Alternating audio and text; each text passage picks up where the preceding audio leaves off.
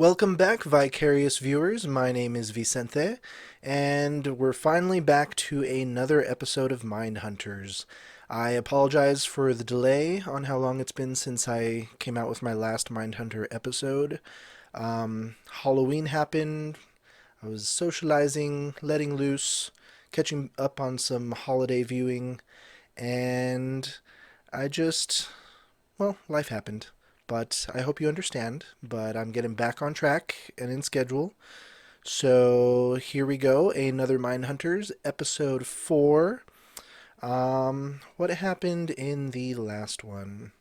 They finally got a break. They caught the old lady killer slash assaulter guy who obviously just wanted to murder his mother but didn't have the balls, so he was hurting other people. They've made allies with what's-her-name, the professor lady, and they're getting a little bit more respect and sway in their department with their findings, especially with that win. So things are looking up.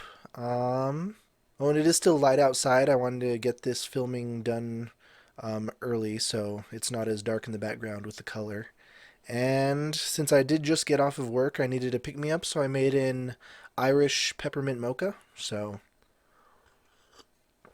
grab yourself a drink and let's settle into episode 4.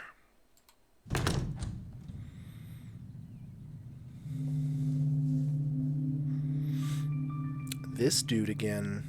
Wonder who he is. Is that obviously not his place? You know, I've made a lot of peppermint mochas with whiskey, which are good, but this time I used rum. Rum's the way to go. Oh, I didn't realize you were still in the house. I'm sorry to startle you. Oh. Here's the estimate. Okay. My husband wondered. Damn. Would you ever just sell the stickers for the windows and a sign for the front lawn? Signs come with the sensors, I'm afraid. When she recognized him, I thought like, oh, it's his own family. Is he like creeping up on her? But he was actually checking. He was actually there on business. And he was able just to walk through that house without anyone noticing until he was literally behind her. Now he knows he can get away with that. And excuse my voice if it cracks or anything during this. I've had that like tickle in the back of your throat. I'm just like, don't get sick. I don't need it. Richmond, Virginia. Was this the same place where the one guy like wasn't in the mood to see them? Monty or Rissell. was that Monty different? Rissell, Falls Church, Virginia. They sentenced him a few weeks ago. No. 5 victims, all women, raped and murdered. Must be a new Method? one. Virginia State Penitentiary, Monty Ralph Rissell. Behave yourself, Russell. Scientist. We're doing research, interviewing men like you, to better understand why you do what you do. You think this might help? No idea. You think I could get some big red, like soda? Oh, I was thinking the gum. Used to have it when I was a kid. How many other men like me are you talking to? They all talk to you? You really think you can get me some big red? Look at me, Monty. Let's stay on track. I don't think I'm interested. Fine. What my partner's too polite to say is, we're talking to men like you because we can't understand how someone could fuck up their life so completely before he's barely old enough to vote. Wow. Great bedside Okay. manner. I first got into trouble at 14. And I'm smoking and thinking and driving and drinking. And then it's like the idea of doing it pops in your head like a sneeze. You know what I mean? The whole thing is fucking chaos. And that's that. No more drama. You had a gun. Why not use it? Control, he wanted her to suffer. Do you think it would have ended differently if she hadn't? Wasn't what? So willing. Your science buddy might have something there. I stabbed her so many times. I did let one of them go, though. Tells me your daddy's dying. Cancer. So he has So I some let her go. empathy. I think I've had enough science for one day. Throat's a little dry. He wants the big red. Was that a soda? I thought big red was chewing gum. Cinnamon, right? He's an Olympic class bullshitter. We just need to extract what's useful and discard the rest. So my mistake with Rissell was what? Oh, shit. That scared the fuck out of me. You okay? I wasn't expecting something like that in this show. Jesus Christ! You sure you're all right? light flashing before your eyes moment. Oh, okay, that got me. Yeah? Okay. Sorry about that. Roommate distraction. And it's dark now, and I realized my lights were on the wrong setting, so fix that too. Let's get back to this episode. Thanks. Debbie says hi. Here you go. You know what I haven't had in a while? A really good baked potato. All the fixins, some cheese, bacon, sour cream. You okay? You could have been killed, and I didn't see it coming. You know we adopted a boy. It's not going well. He can speak. He just won't. I feel like we're failing him somehow. Is he autistic? It's nothing. It's fine. Sometimes you just need to get things off your chest. Tell her she can come get us in the morning. Whether the bigger picture makes sense to anyone, you just need to hear yourself say it to someone. I understand that feeling sometimes. I mean, it may be that they can't change the ultimate outcome, but they can affect when and how it happens. That is exactly what I was thinking, which is why I asked the question. But what? Isn't that just life? Your girlfriend dumps you, but it seems like Rissel just couldn't hack life. Well, what else is a criminal except somebody who can't function in society? Yes. You know that this is going to take twice as long if you can't do the interviews full time. What is it? A question of money, of institutional rigidity, scheduling, what? All of the above. You know, I've been in academia all my life. Let me see what I can do. Nice. Get some grants. It's all yours. Burglary, larceny, car theft, rape twice. Thanks, Ma. Nobody wanted me, man. Put that on your fucking tape. A pathological liar who murdered 5 women sees himself as the victim. Altoona. Not a bad group tonight. Yeah. See how he's deliberately trying not to look at us? I put the over-under at half a minute. I'll definitely take under. You guys mind if I bother you for a minute? Based on stomach contents, we think she was killed right away around midnight Wednesday. And there was, Sorry. there was an incision from her. God damn it. Oh, sorry. You're doing fine. I go to church with these people. It doesn't make sense. What happened to Beverly has to be an outside. We're probably gonna have to go over ground you've already covered. We don't mean that as a challenge to you. Am I right, Agent Ford? Absolutely. Ask some obvious questions, and maybe even a few you haven't thought of. Could just be a local outsider. As soon as Benjamin gets back into town. Back into town. You let the fiance leave? He'll be back soon. I'll vouch for that. It was him. Is that too easy? Is it him? Don't tell me, but I think it's him. Am I under suspicion here? Took care of my business, I collected my dog, and I went to the police. A couple hours later, maybe that night. It was actually morning when you came in, sir. Why'd you wait so long to report the body, Mr. Moran? I was scared the cops might want me for it, okay? Wife talked me out of that. I did my duty as a citizen.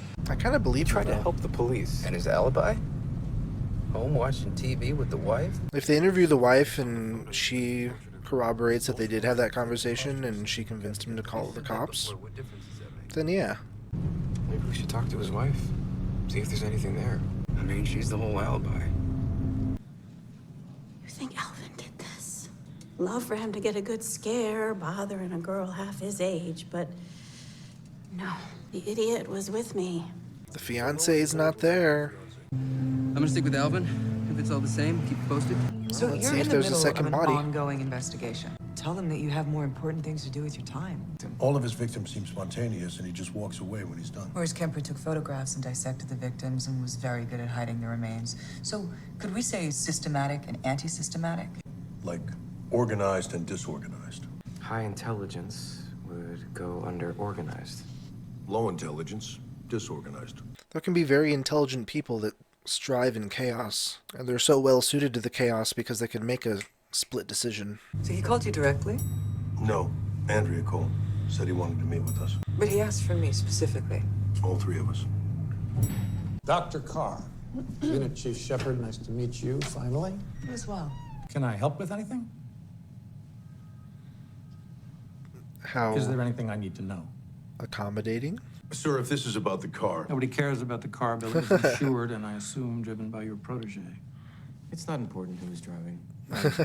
Dr. Carr, I'm aware of your consulting with Bill over the years. I assume that meant you understood how things were done here at Quantico. I assume the same for your cohorts. You might think it is my job to impede your progress with my insistence on timelines and establish protocols. Not at all. That is not my job. My job is to provide guidance and quite a bit of protection. I don't understand. Clearly.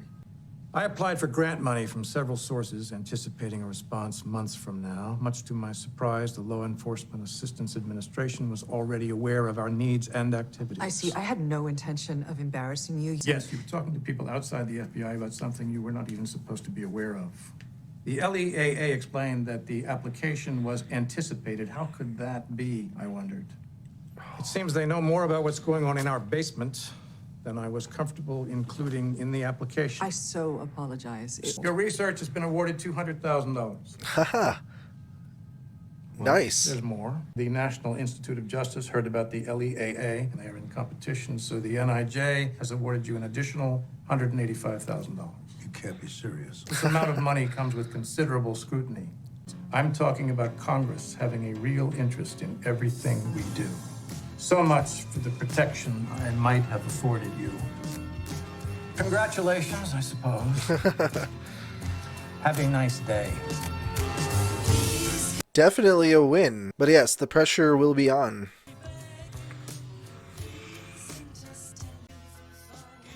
That's a good note to end on. Alright, that was a good episode. Please excuse the interruption in the middle. My roommate and I fixed my lighting issue. So we had some interesting conversations with that one rapist murderer, and showing a whole other side of the spectrum of serial killers.